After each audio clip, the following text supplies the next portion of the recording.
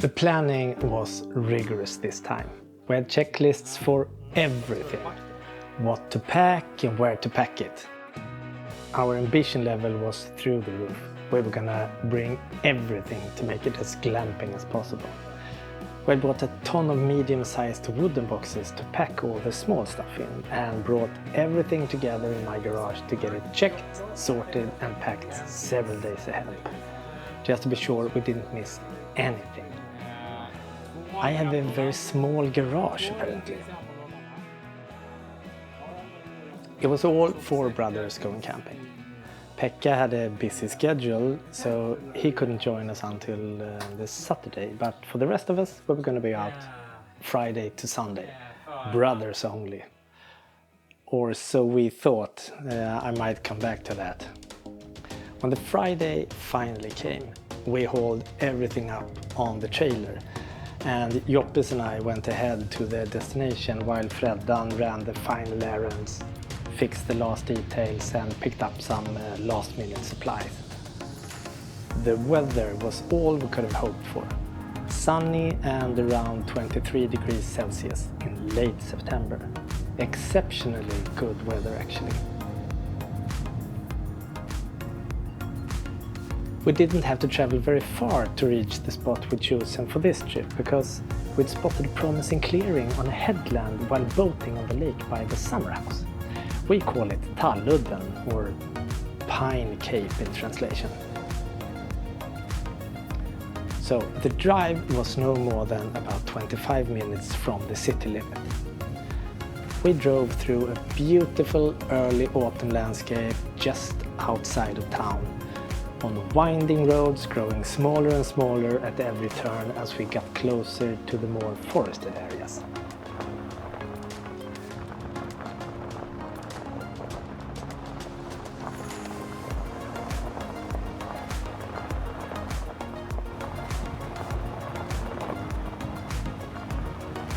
Our destination is located in rather hilly terrain by the lake, and the dirt road got really narrow in the end. But luckily there's a short widening to allow oncoming traffic to pass just above the path leading down to the clearing.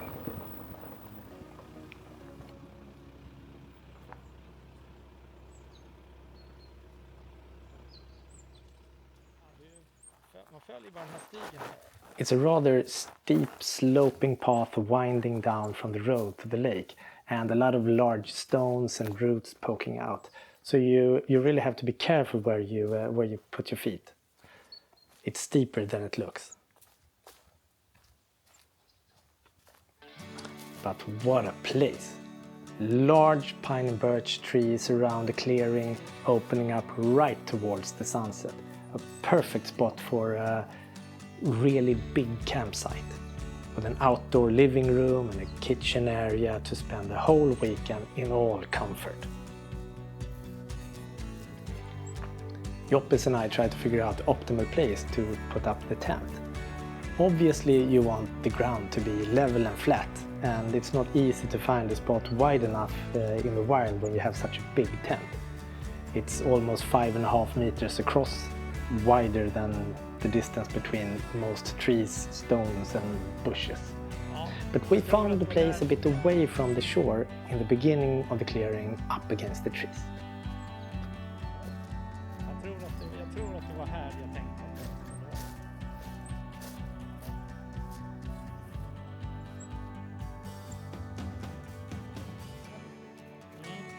var. Alternativet är ju här borta. Alltså vi har ju tältsängar. Man kan sätta upp det precis mellan här. Det känns ju som man hellre vill vara där än där. När man har tältsängar. And then the unloading began. Freddan hadn't arrived yet, so Joppes and I had to do most of the carrying on our own. We had so much stuff in so many packages and boxes to carry. Most things weren't that heavy. We'd intentionally arranged it that way by limiting the size of the boxes, but that turned out to be a really dumb idea. It's not the weight that's the problem, it's the volume. For example, we had all these stackable boxes to put all the random small stuff in, but most of the things have an irregular form, so there's always going to be a lot of air in between them. So each box won't be very heavy. But there's always at least one thing that's too long to fit in the box and poking out, preventing us from stacking the boxes and carrying more than one at a time. We found that all these boxes were just the size that you could almost, but only almost, carry 2 at a time, which meant that we went down the path at less than 50% carrying capacity every time, which in turn meant double the time, double the distance, and double the effort. We walked up and down that slope so many times I lost count. We must have hit the bullseye on the most uneconomic size of packaging boxes ever. Next project is definitely going to be to organize the packaging to reduce the number of times you have to go back and forth between the car and the camp. I was totally exhausted when it was time to put up the tent and organize the camp. Just look at all those random sized items, small bags, crates and boxes. Apparently, size do matter. Anyway, I started raising the tent while Freddan and Joppis went to get the last of the firewood. It was actually surprisingly easy to raise the tent by myself, and when they returned, we started organizing the camp. We set up the kitchen area down by the lakeside to get a better view of the sunset, and we really made an effort to make it look nice as well. Our vision was to have a really beautiful camp with nothing distracting or ugly to disturb the view. We had a lot of ugly plastic cooling boxes though, and crates with cutlery and kitchen utensils and practically everything we imagined we might have the slightest use for. So it was a bit of a challenge to organize it and get everything ugly out of sight. Especially the plastic stuff, that's most important. If you've seen any of our previous videos, you know that flat surfaces to put things on is something we have really missed. So this time we brought a lot of tables. We had all kinds and sizes. And we tried to keep it tidy by hiding the boxes away under the table and use that space for storage. Covering up the cooling boxes with an old army blanket to get them out of sight completely. Since we planned to be out for a couple of days, we had also made arrangements for more convenience while addressing the bodily functions. A short walk around the shrubbery and out of sight, but with a fantastic lakeside view. Like poetry, a majestic throne with a majestic view.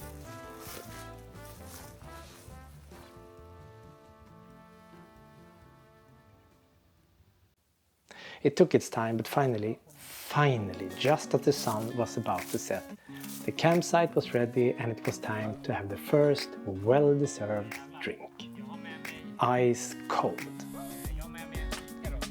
We were really satisfied with the campsite this time. I think we made it look really nice and it was practical, comfortable and cozy. All we might need, easy, accessible, but out of sight.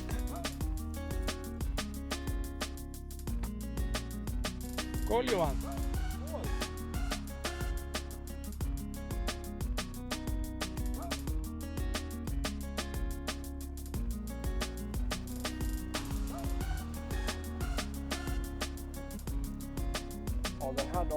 The temperature fell as the sun started to set, to around 15 degrees Celsius, but we had sheepskins in our camping chairs and blankets to wrap around us if we needed. And a nice fireplace on the tripod, of course. Jag måste till med du var nöjd med det. Ja, jag är hur jävla nöjd som helst. Pop-up-tältet är ju... Nej, jag har ju köpt ett som skulle vara snyggare, men det var ju å andra sidan ingen bra. Liksom. Nej, men... Alltså, det hade ju räckt.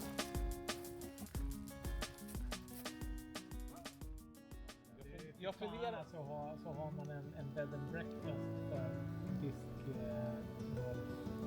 bed and breakfast så det finns en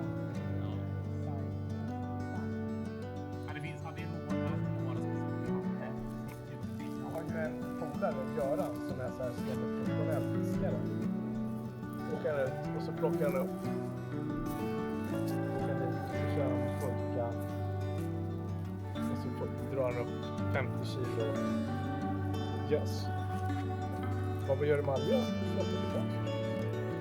Det är bara sporten. Ja, det är bara sporten på pisten. Det var inte några speciella krokar för att köra.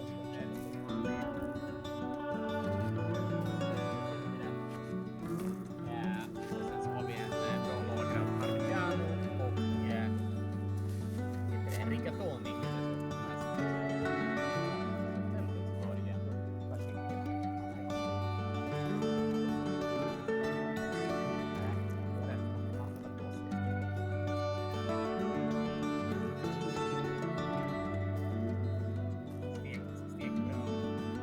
Stekbröd, korv, bacon, ägg.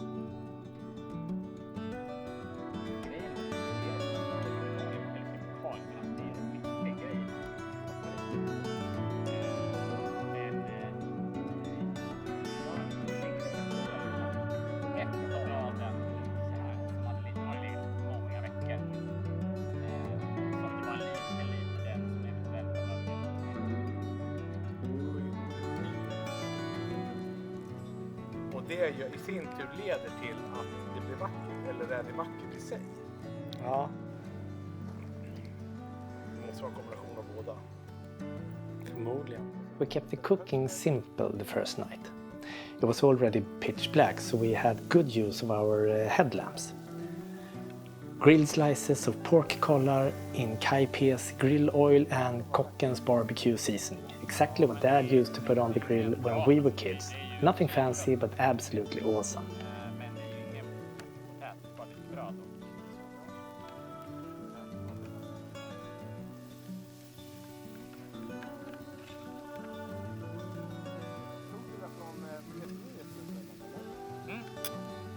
ja. Känns den bra i handen? Ja, det känns väldigt bra.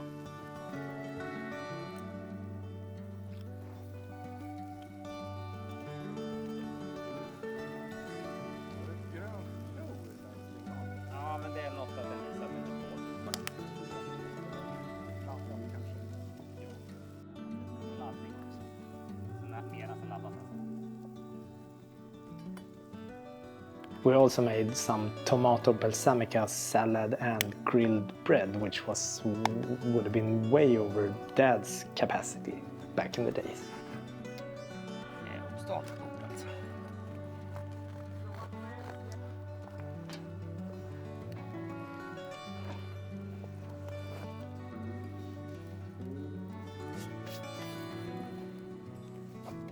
While Freddan and Joppis tended the grill, I prepared the tent for dinner by lighting up the cast iron stove to get a nice indoor temperature before I set the table.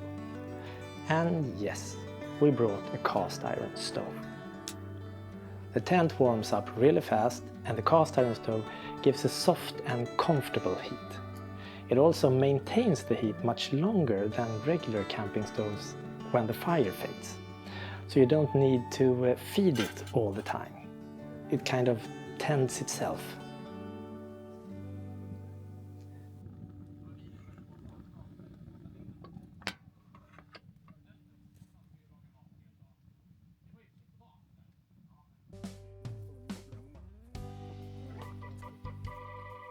Alltså egentligen borde vi flytta upp. Ja, det kan vi göra sen vi käkar ihop alla grejerna. We've also made a vertical pipe attachment to an induction fan to be able to direct the fan downwards to circulate the hot air back toward the floor to get a more even distribution of heat. It actually makes a difference in the temperature, especially on the floor.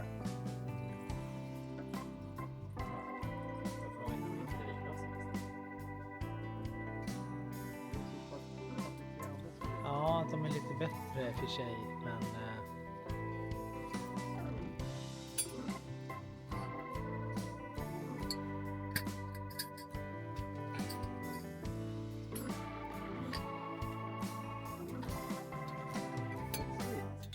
Everything was set for dinner, and it was time to eat. Make note of the small tables to the sides as well. Finally somewhere to put things. big improvements since last few trips.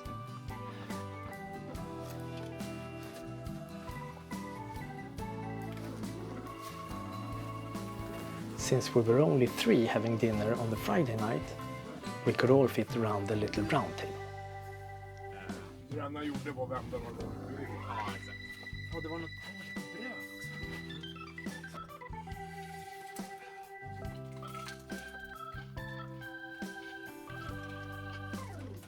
Åh! Oj! Ja, men skål då, vad trevligt.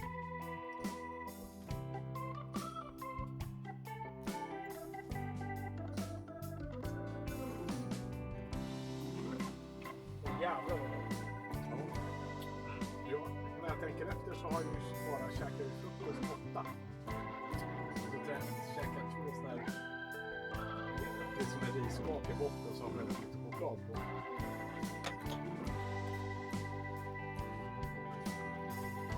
Gått all in Barbarian här nu.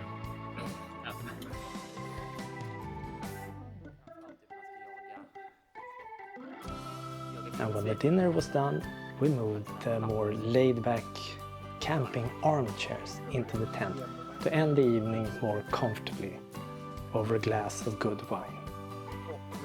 We had a good time relaxing before it was time to finally go to bed.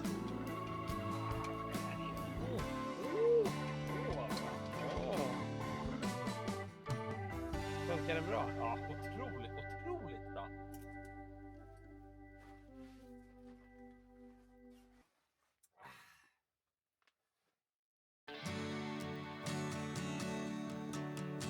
Saturday morning started beautifully, with the sun shining in between the trees. But it was no more than 13 degrees Celsius when we woke up, so we had to dress accordingly. Well, not Freddan, of course. He decided to have a refreshing bath first. Meanwhile, Joppis and I experimented with boiling coffee water on a sorry excuse for a jet stove that I made a couple of days prior. I used no plans or measurements while making it, so I just winged the dimensions and angles, so the result was, well, what you could expect. It wasn't very efficient, and the fire kept going out if you didn't tend it constantly. So we put the traditional coffee pot over the fire instead, in parallel with Freddan's modern propane stove. A comparison just for the fun of it. 3 competing kettles in a competition. The modern propane was the fastest, but the old coffee pot on the chain over the fire was by far the nicest in this setting, so we went with that one. A clear winner. There was a gentle breeze from the lake, hardly noticeable at the shoreline, but the airfoil curvature of the rising ground made the air accelerate temporarily while passing over the headland. So we had to put on wind-tight clothing not to get chilly. Especially important for Freddan, who had taken a bath. Properly dressed, we enjoyed some coffee and sandwiches for breakfast. Warm and comfy around the fire. Det är fan bra kvalitet. Används varje dag i 20 år.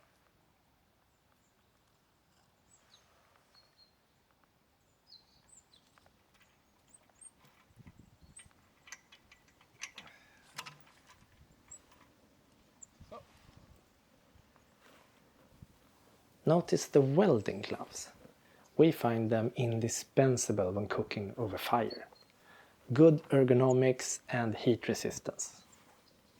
Barbecue mittens are absolutely useless in comparison, so welding gloves, that's actually good advice. Ska vi filtrera i den där eller? There was nothing we had to do, and we had all the time in the world not to do it. So we enjoyed each other's company and did absolutely nothing for a very long time. Så, filtrera.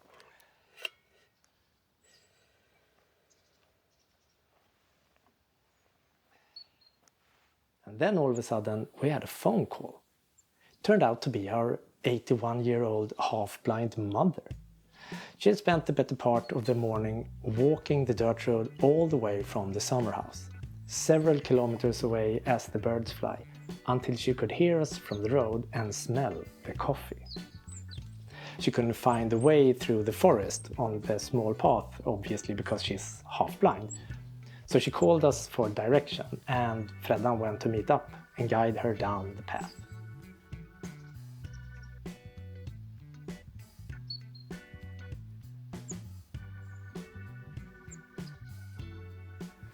She inspected the campsite, of course, and then she joined us for coffee.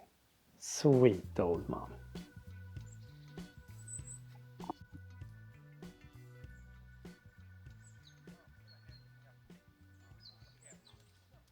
De som klarade, ja, så att de som vågade gå och överlevde. Men att det snabbt skulle vända sen när man väl hade hittat sin nya grotta. Ja, inte vill jag vandra tillbaka sen.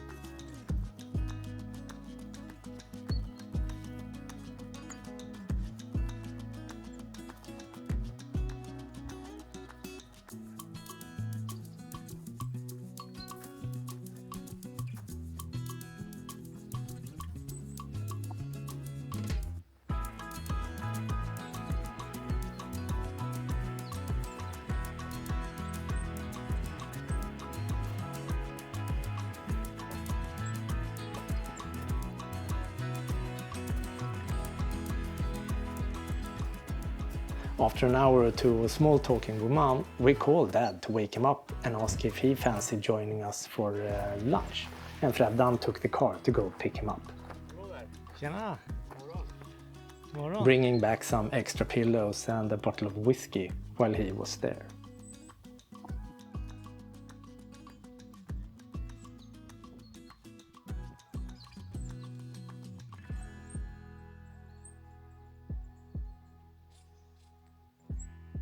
Johan, kan inte du hälla upp så att din mor och far har lite vatten i glasen där om de vill dricka någonting till?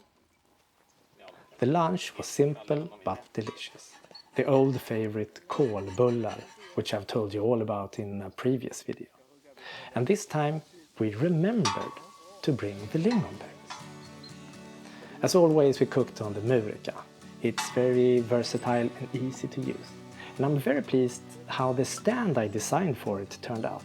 The legs can be attached vertically or horizontally depending on what height you want to have it.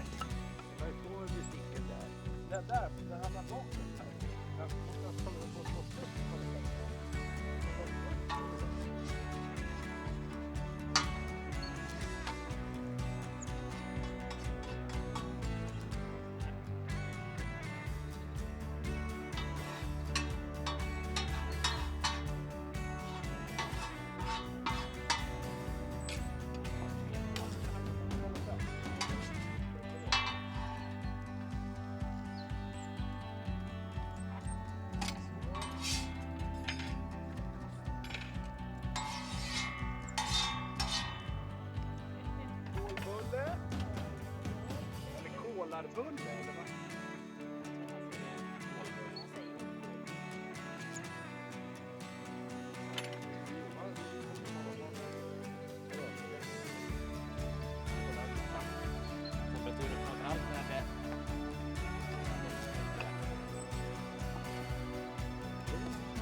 Det här var roligt. Vad härligt det var.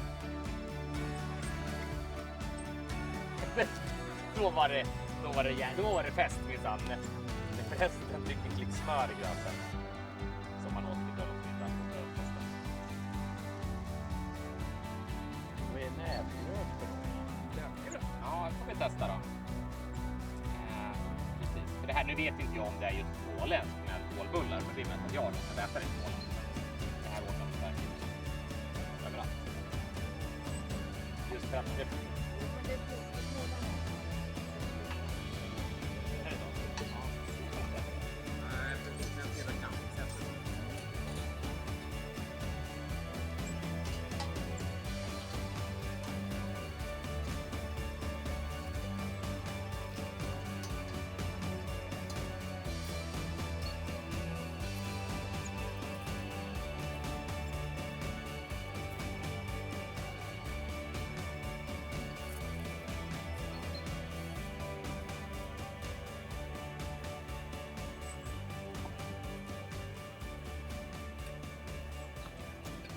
We enjoyed the lunch and spent some quality time with our parents before Freddan drove them back in the car while I did the dishes.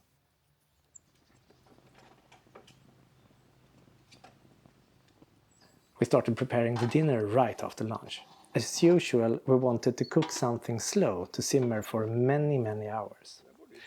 That's the best excuse ever for keeping a fire burning all day. Actually doing nothing but still having the feeling of serving a purpose or doing something important. Men jag tror också att det... On the menu for the evening was ragu, meat sauce with pasta. And to make as much out of the cooking experience as possible, we had a serious kitchen setup. A dedicated table with lots of space, 2 large cutting boards, nice wooden storage boxes with groceries, herbs and spices, a thresh can and cooling boxes below, but well out of sight. But then it comes to the stackable boxes. Everything we ever needed was always in the lowest one, so we spent a lot of time rearranging the boxes to find what's in them. We have to rethink that strategy, I think.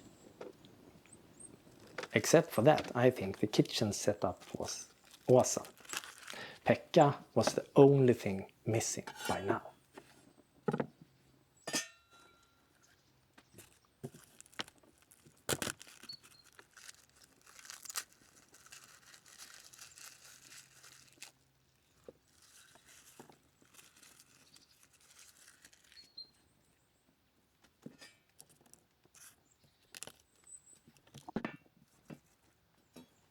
Jag har gjort en liten trail ner här för Peter. Joppis made a trail of lights to show Pekka the way from the road when he arrived. Joppis was very proud of his achievements and texted Pekka to follow the light as a guidance.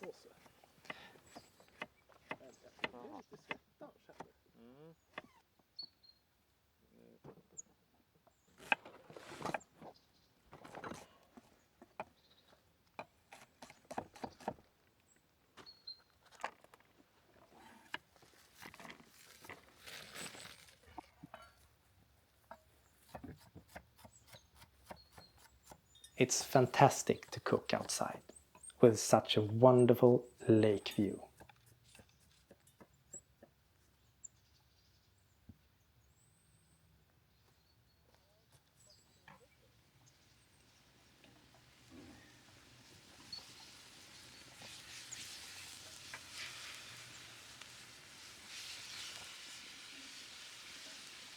Gjorde jag standardmissen här eller på ourselfes samtidigt?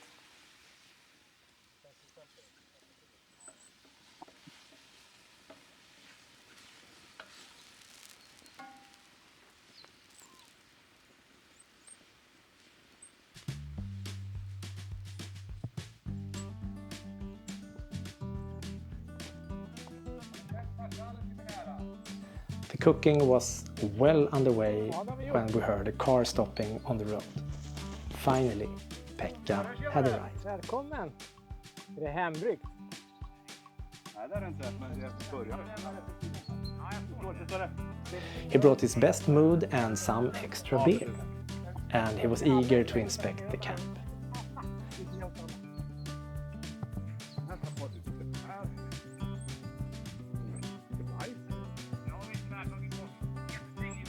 And as a little surprise, Pekka had arranged a chili tasting kit as a fun activity for us to do on the afternoon. So we had to discuss how the human evolution had come to use the same receptors for chili as for heat.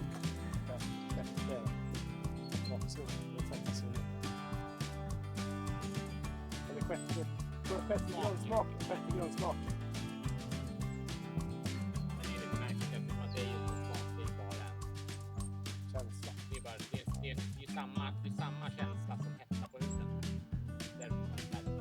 Ja, fast det är ju känsla. Det är smärtreceptor. Ja, fast en helt annan receptor. Riktiga känslan.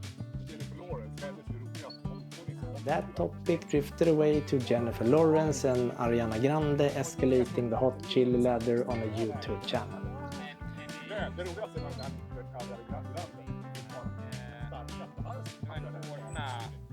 We googled the varieties to ensure the right order to taste them. To be honest, I dropped out after the third one. I didn't want to ruin my taste before dinner. At least that was my excuse. Freddan and Pekka went a bit further though, but I don't think they went all the way to the end. But they got the heat flush. kanske inte skulle sträckt i det första innan det andra innan det första hade verkat.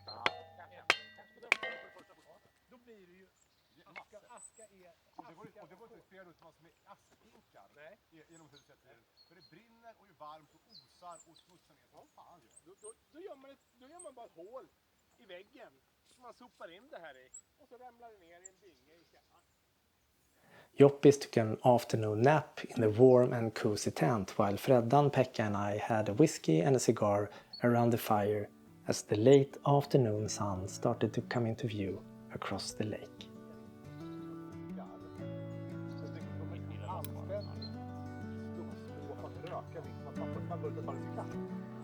Men det gör ingenting.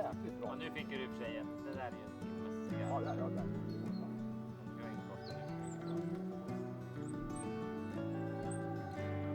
Han är gått att hålla i längre. Två Bra knicket där.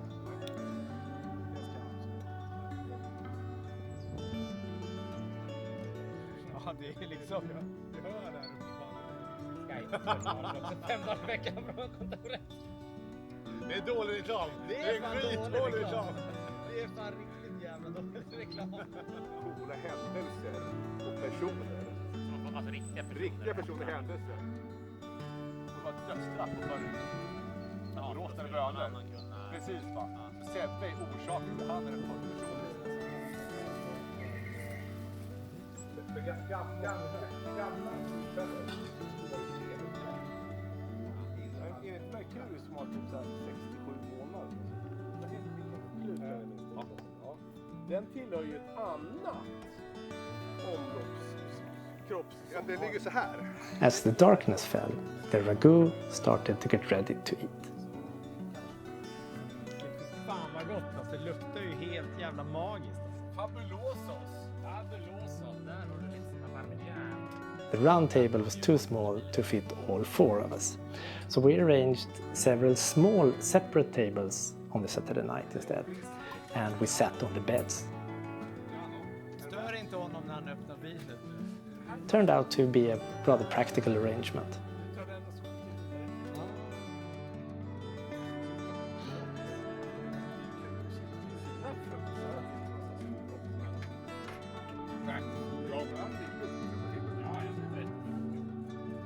Det var ju mer en grej än någonting som det här måste jag göra. Nej, det är verkligen. Jag fick ju en låda. And the ragu was absolutely awesome after 7 or 8 hours in the pot. Jag tror att han är gott att lösa på. Jävlar vad gott. Skål! Bra. Genomtänkt vin till det här också.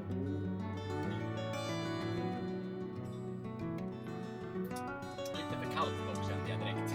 Ja, fast ja. Men jämförelse med andra campingar så var det här ganska väl tempererat. Det brukar vara 70 grader varmt. As the night before, we brought the armchairs in after dinner to really relax as we finished another bottle of wine before it was time to go to bed.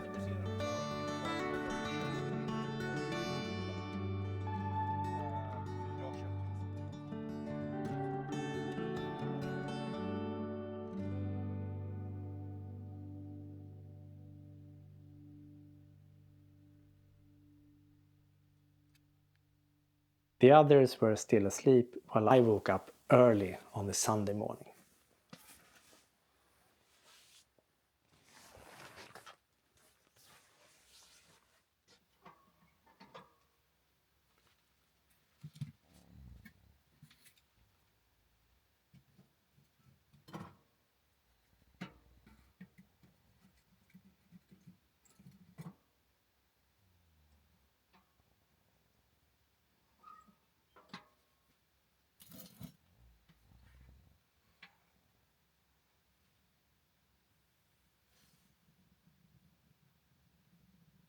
After a while, I decided to go back to bed for some extra rest before it was time to start packing and go home after an absolutely fantastic weekend with my brothers in the wild. And now to the question, was it worth all the effort? Personally, I think so. We also learned a lot, especially about packaging and transporting. But what do you think? Did all the effort seem worthwhile to you? I would love to hear your opinion. And another thing, as I'm editing this video, I realize there's almost no footage from the Sunday when we picked up and left. Could it have something to do with the psychology of breaking camp, perhaps? That would be an interesting topic to explore in some future video. But in the meantime, let me know what you think, and thank you for watching.